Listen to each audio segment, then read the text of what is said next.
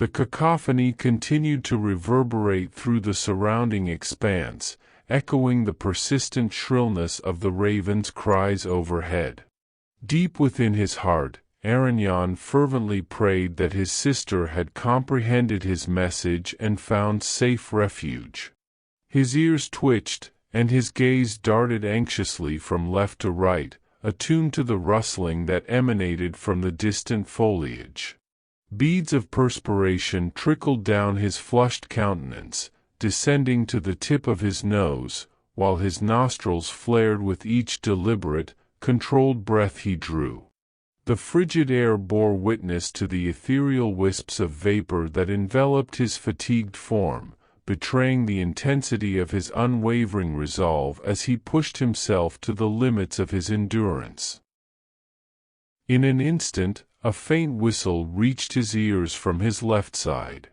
Swiftly transferring his sheath to his right hand, he forcefully stomped down with his left foot, leveraging its momentum to execute a nimble mid-air spin. Simultaneously, he deftly unsheathed his sword, its gleaming blade tracing a wide, arcing slash guided by his left hand. The resounding impact reverberated as the steel clashed against an oaken spear, shattering its sharpened tip into splintered fragments that careened off into the dense underbrush. With remarkable agility, the elf lord completed his spin, deftly landing in alignment with his original trajectory, scarcely relinquishing his velocity. He deftly sheathed his blade, his discerning eyes catching sight of a blunting along the edge before it disappeared from view. A piercing, whistling howl reverberated nearby, accompanied by a chorus of echoing cries. The Lord instinctively recognized the dreaded pursuit of a tribe of Leshy, leaving no room for contemplation of engaging in combat. With odds stacked against him, escape became his sole beacon of hope. Abruptly, the very ground beneath his feet quivered as tremors coursed through the earth. In a mesmerizing spectacle, countless roots surged forth, snaking and thrashing like fleshy tendrils. Reacting with swiftness, he executed a deft, sweeping slash that dispatched the encroaching tendrils. Yet, the extra exertion demanded from his arm revealed a disheartening truth. The once sharp edge of his blade now faltered, its cutting power noticeably diminished. The ancient trees encircling Aran'yon stirred, their branches swaying as they became animate at the command of the Leshy. The very essence of the forest seemed to awaken, causing the terrain to transform before his eyes.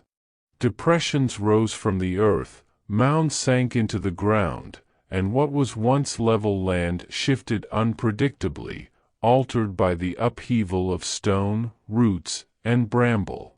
Yet the elf evaded the tumultuous upheaval, gracefully maneuvering left and right. In a seamless motion, he deftly ducked beneath the soaring trunk of a long-dead tree, propelled skyward by the forest's enchantment.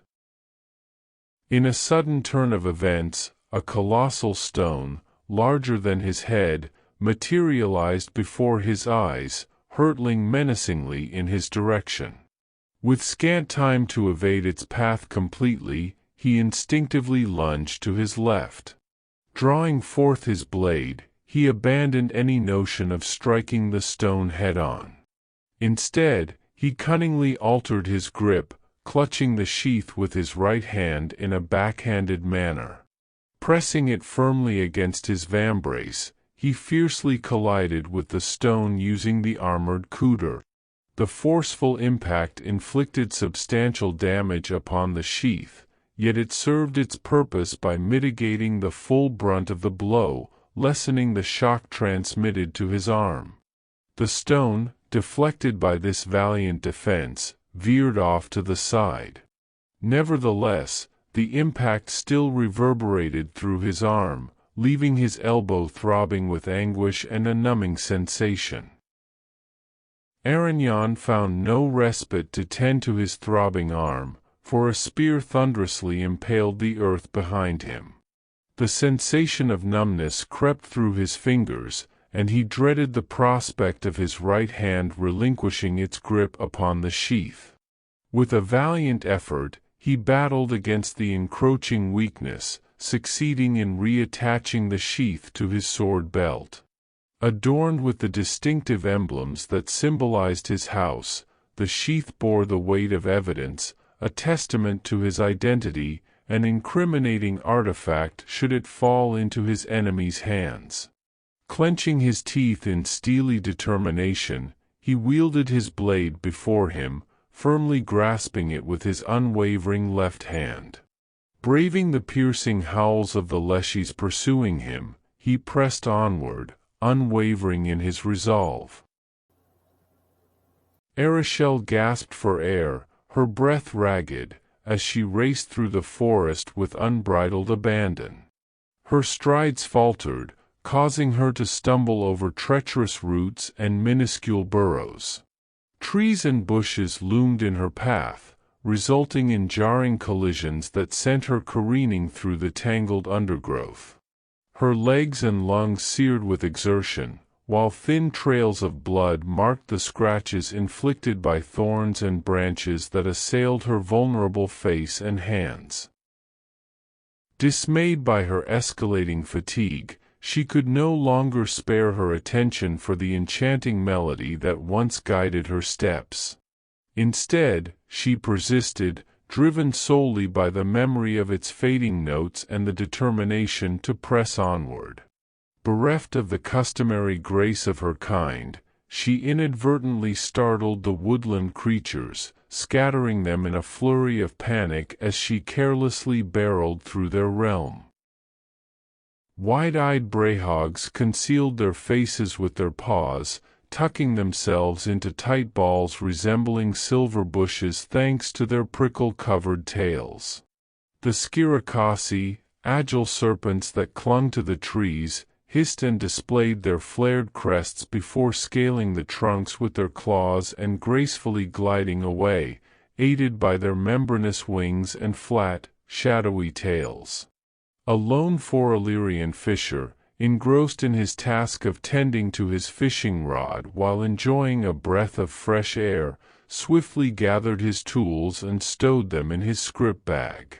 With haste, he sought refuge within the nearby entrance to his burrow. Despite the burrow's modest diameter of only 40 centimeters, he effortlessly slipped inside, his bushy burgundy tail vanishing from sight just as the elf raced past. The sole exception was a catsie, leisurely grooming herself atop a tree branch. Measuring little more than half a meter in length, from the tip of her diminutive ivory horn to the cascading end of her ever-flowing silver mane, she observed the fleeing elf in silence with her golden eyes. Meanwhile, she delicately licked the tuft of gray hair above her front right hoof, then tilted her head to brush her mane with the dampened tuft. She gracefully rose up once finished, and, with a nimble leap, effortlessly traversed from one branch to another, scarcely unsettling either with her movements. In this manner, she continued to bound along the canopy, trailing the elf from above. Arashelle paid no heed to this, her focus fixed on scrambling through the forest's undergrowth, until the earth unexpectedly gave way beneath her feet. She tumbled into a gully, measuring a mere 5 meters in diameter. By fortune's grace, the gully's bed soil was moist, covered in fallen leaves. The abrupt impact still caught her off guard, stealing her breath as she landed prone with a resounding splat. While her heart continued to thud within her chest, its rhythm gradually eased as she took deep breaths to regain composure. This enabled her to sharpen her senses, and a soft melody once more caressed her ears. With leaves and mud clinging to her face, she brushed them aside and propped herself up into a seated position. Surveying the surroundings within the gully, she exhaled a sigh of relief. The walls, adorned with lush grass and moss, now shimmered with the intricate rune work known only to her people. She had successfully returned to the concealed highroad. The elf lord pressed on, navigating the depths of the ancient woodland, trailed incessantly by the leshy, while the ravens above filled the air with their raucous symphony. Though the dense canopy offered some concealment, their piercing eyes managed to catch glimpses of his progress through the occasional gaps. Hindered by both his armor and lingering injuries, he realized that hope of eluding his pursuers was futile as long as the ravens persisted in divulging his whereabouts to the vigilant forest guardians. In the realm of ancient lore, where fey enchantments yet soar, ice's breath, a spell I weave. Chilled winds dance, frost they conceive. Having murmured the song, Aran'yon inflated his cheeks, tilting his head skyward, and released a focused stream of frost. The icy breath pierced through the canopy, transforming the foliage into shimmering constellations of frigid white, as if each leaf were delicately coated in alabaster. The blast ascended, surging towards the heavens like a majestic geyser, imbuing the sky with its sorcerous aura. The ravens let out piercing cries as the temperature plummeted, and a snow demon danced to life. The gusts whisked them from their flight, causing them to collide mid-air before hurtling downward. Some found solace within the protective embrace of tree branches, seeking refuge from the tempest. Yet, others descended with such force that they tore through the foliage and shattered upon impact with the earth. The ravens, filled with despair, withdrew, realizing that direct combat with an elf exceeded their expectations. However, amidst the storm, a single raven dared to defy the odds, darting through the swirling snow as she desperately scanned for the elusive elf, the bringer of death. Aran'yon employed the full power of his enchanting song, shifting his gaze to confront the relentless pursuit from behind.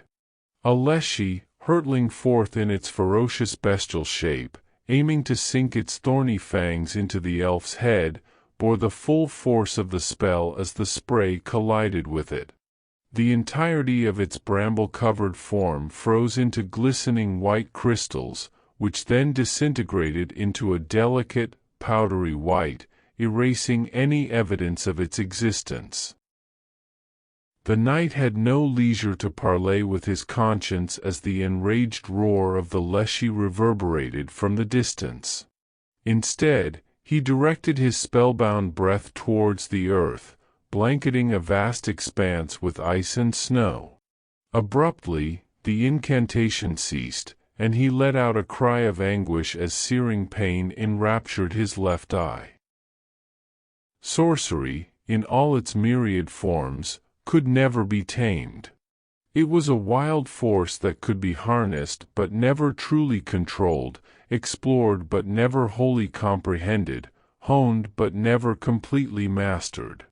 It stood as a boundless wellspring of power, unlike any other form of magic, yet it possessed an inherent finitude, as it always exacted an uncertain toll. That price gradually became more defined if it was continuously exploited. Regrettably, Aran'yon found himself beseeched for payment. The entirety of his eye's sphere splintered, transforming into a luminous white, while darkness swallowed his vision on the left side. He winced and clenched his teeth as a lightning-like agony convulsed his mind, yet he refused to relinquish his blade. Battling the waves of nausea that assailed him, he swiftly pivoted and fled, acknowledging that he would forever be sightless in that eye throughout his enduring existence. The fee had been duly claimed. As the elven Night Lord fled, the hunting party of Leshy chanced upon the snowy expanse he had abandoned. The enchantment woven into the snow persisted, blanketing all it encountered with an otherworldly white. Herbs, shrubs, brambles, bushes, and even trees proved powerless to impede its advance. It expanded in a capricious circle, stretching at least 2 kilometers in diameter, transforming the soil into unyielding permafrost. Some of the leshies failed to promptly discern the peril.